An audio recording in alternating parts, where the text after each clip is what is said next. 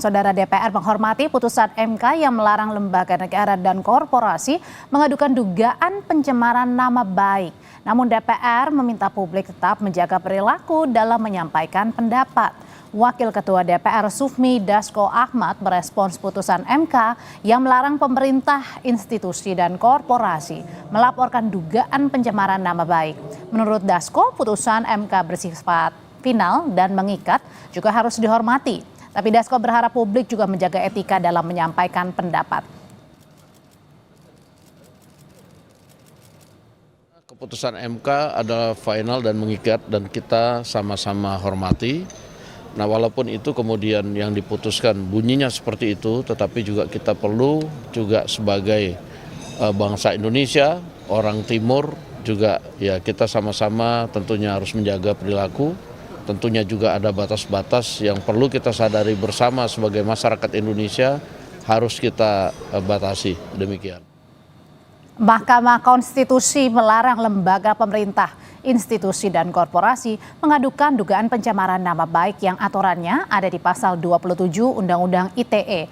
MK menegaskan pasal tersebut hanya dapat digunakan dalam dugaan pencemaran nama baik jika ditujukan kepada perseorangan.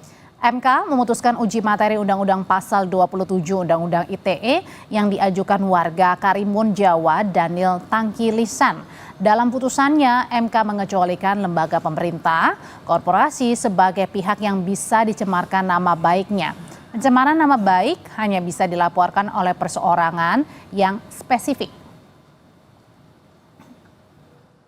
Tentang informasi dan transaksi elektronik, Lembaran Negara Republik Indonesia tahun 2024 nomor 1 tambah Lembaran Negara Republik Indonesia nomor 6905 bertentangan dengan Undang-Undang Dasar Negara Republik Indonesia tahun 1945 dan tidak mempunyai kekuatan hukum ikat secara bersyarat sepanjang tidak dimaknai kecuali lembaga pemerintah, sekelompok orang dengan identitas spesifik atau tertentu, institusi, korporasi, profesi, atau jabatan. Pengajuan uji materi Undang-Undang ITE soal pasal pencemaran nama baik terhadap korporasi dan pemerintah diajukan aktivis lingkungan asal Karimun Jawa, Daniel Fritz Maurits Tangkilisan. Sebelumnya Daniel dijerat Undang-Undang ITE karena unggahannya di media sosial soal pencemaran limbah tambak udang di Karimun Jawa. Ia sempat divonis bersalah dalam sidang di Pengadilan Negeri Jepara, Jawa Tengah, April 2024. Daniel kemudian berharap perubahan Undang-Undang ITE ini bisa membuat banyak pihak berani bersuara mengkritik kerusakan lingkungan. Ya, tahun lalu itu kan saya diperkarakan dan bahkan sampai masuk penjara karena UITE.